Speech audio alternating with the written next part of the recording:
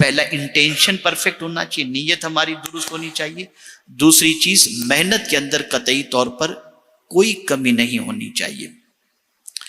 تیسری چیز وقت کی قدر کرنا، ٹائم.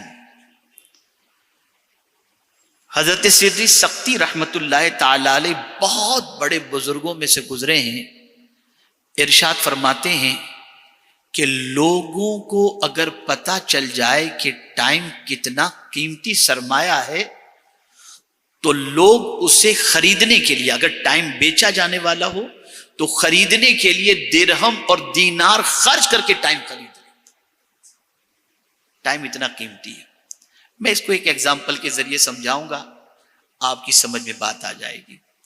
حج مہنگا ہوتا جا رہا ہے، 8 لاکھ 10 لاکھ 15 لاکھ 12 لاکھ.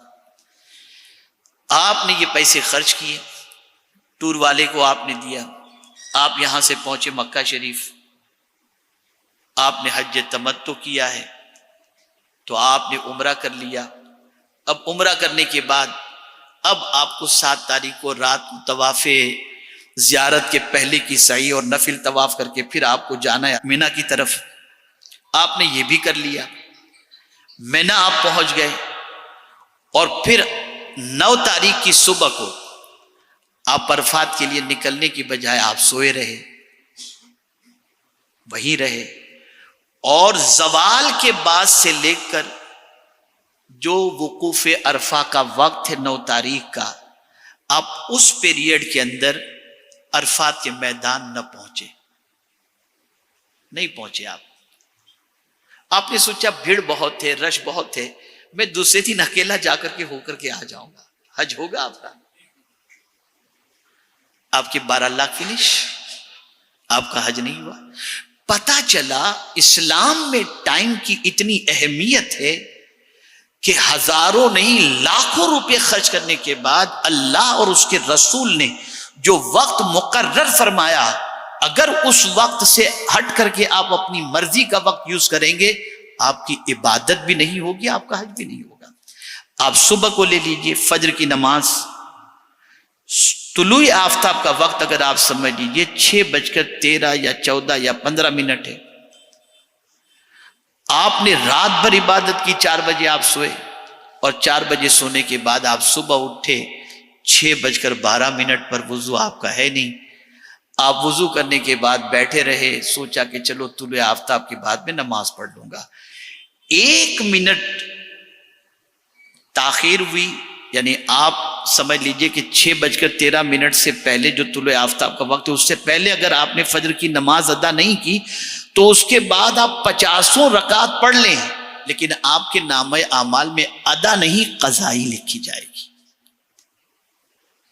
روزہ آپ نے رکھا، اور روزہ رکھنے کے لیے آپ دیکھیں کہ صبح صادق فجر، آج کل ہمارے یہاں یہ بھی ایک مسٹیک ہوتی ہے کہ لوگ سمجھتے ہیں اذان تک ہم کو کھاتے پیتے رہنا چاہیے، تو اذان کی آواز تک کھاتے پیتے رہتے ہیں. ایسا نہیں.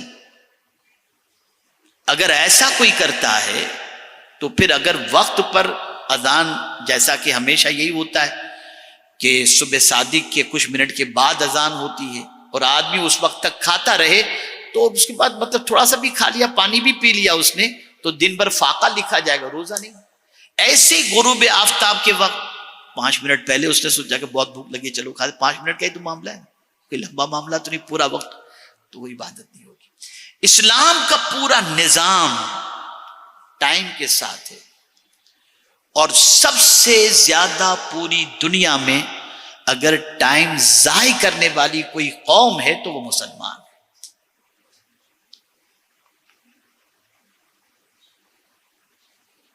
تو وہی بندہ کامیاب ہوتا ہے جو اپنے ٹائم کی قدر و قیمت کو سمجھتا ہے، ٹائم کو پرفیکٹ یوٹیلائز کرتا ہے، ٹائم کو پرفیکٹ یوز کرتا ہے.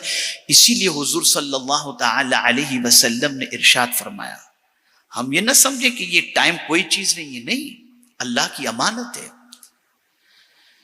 آقا کریم صلی اللہ علیہ وسلم ارشاد فرماتے کہ قیامت کے دن بندہ اپنی جگہ سے ہل نہ سکے گا جب تک کہ 5 کویشچن کے وہ جواب نہ دے دے.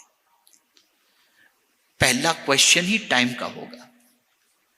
اور وہ یہ ہوگا عن عمرہ فیما افنا، بندے تو نے اپنی عمر کس کام میں خرچ کی، پہلا کوشچن۔ اور یہ نہ سمجھنا کہ یہ بہت ایزی ہے، لا تزول آیا ہے، یعنی اپنی جگہ سے قدم ہل نہیں سکیں گے۔ اور پہلا کوشچن ہوگا بندے تو نے عمر کس کام کے اندر گزاری۔ باقی کوشچن تو ایک طرف رکھیے، اگر یہی پہلے کوشچن کے جواب کو ہم پوری عمر کو چھوڑیے، صرف آج کے ایک دن کے بارے میں اگر اللہ ہم سے پوچھ لے کہ بندے آج کا دن تو نے کس کام میں گزارا، تو میں یہ سمجھتا ہوں کہ جواب دینا مشکل ہو جائے گا، تو پوری عمر کی بات تو بہت دور کی رہی۔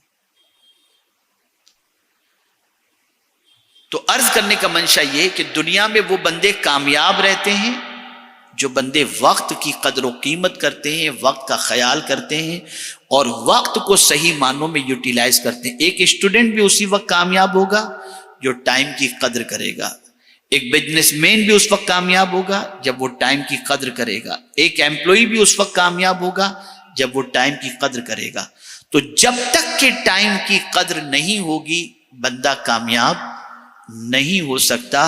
اور آپ دیکھ لیں، میں آپ کو چیلنج کے ساتھ کہتا ہوں کہ جتنے بھی کامیاب انسان آپ تلاش کریں گے، ہر کامیاب انسان کی زندگی کے اندر ان کا ٹائم شیڈول سیٹ ہوگا اور ٹائم کو یوٹیلائز کرنے کی ان کی پلاننگ آپ کے سامنے ہوگی۔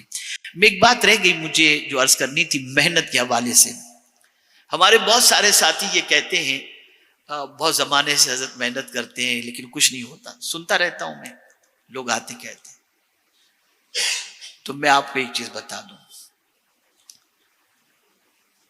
نماز آپ بھی پڑھتے ہیں، نماز ہم بھی پڑھتے ہیں، ہے نا، لیکن اگر نماز ہم نے ادا کی، انگوٹھا لگا کہ نہیں لگا، انگلیاں لگی کہ نہیں لگی، وضو درست تھا کہ نہیں تھا، اگر یہ ساری چیزیں ہماری پرفیکٹ نہیں ہیں اور ہم نے نماز ادا کی تو مکروہ تحریمی بھی ہو رہی ہے، واجب الاعادہ بھی ہو رہی ہے، اور نماز کی برکات ہمیں صحیح طور پر نہیں ملتی، اس لیے کہ نماز کے مسائل کو ہم نے جانے بغیر یا نماز کو جیسے پڑھنا چاہیے ویسی ہم نے نماز نہیں پڑھی۔ محنت کا بھی ایسی مسئلہ ہے، کروڑوں لوگ محنت کرتے ہیں لیکن کامیاب چند ہی لوگ ہوتے ہیں۔ تو آج جو چیز ایک خاص طور پر میں سمجھانا چاہتا ہوں وہ یہ ہے کہ محنت کے ساتھ ساتھ محنت کا طریقہ بھی سیکھنا ضروری ہے۔ جب تک کہ محنت کا طریقہ آپ نہیں سیکھیں گے اس وقت تک آپ کی محنت صحیح معنوں میں رزلٹ آپ کے سامنے پیش نہیں کرے گی۔ تو اس بات کو بھی خاص طور پر ذہن میں رکھنا ہے کہ ہم محنت کیسے کر رہے ہیں، کس طریقے سے کر رہے ہیں۔ کیا وجہ ہے کہ کپڑا مارکیٹ کے اندر ملتا ہے، فٹ پاتھ پہ بھی شرٹ ملتا ہے اور اسی کے ساتھ ساتھ جو ہے وہ برانڈیڈ کے بھی شرٹ ملتے ہیں، لیکن اتنا گیپ کیسے، اتنا فرق کیسے کہ آپ برانڈیڈ لیتے ہیں تو 20,000 کا اور نارمل لیتے ہیں تو آپ کو 2,000 کا مل جاتا ہے۔ تو اس میں کپڑے کی فنیشنگ، کپڑے کا معاملہ، پھر بٹن کا معاملہ، پھر اسٹیچ کا معاملہ، فنیشنگ کا معاملہ، یہ ساری چیزیں اتنی پرفیکٹ ہوتی ہیں کہ اس کی بنیاد پر اس محنت کا صلہ اسے پرفیکٹ مل جاتا ہے۔ تو یہ ہمیں زندگی میں سمجھنا ہے اور اسے دیکھنا ہے۔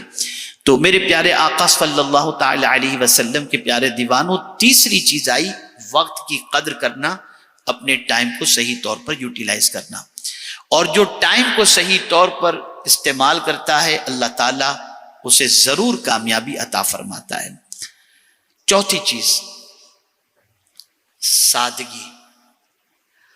اپنی لائف کو ہمیشہ ایسی رکھیں کہ اس طریقے کی لائف ہمیشہ گزارنے کے اندر ہمارے لیے ایزی ہو، اس لیے کہ انسان نہیں جانتا کب اس کے ساتھ کیا معاملات ہونے والے ہیں، کب اس کے ساتھ کس قسم کی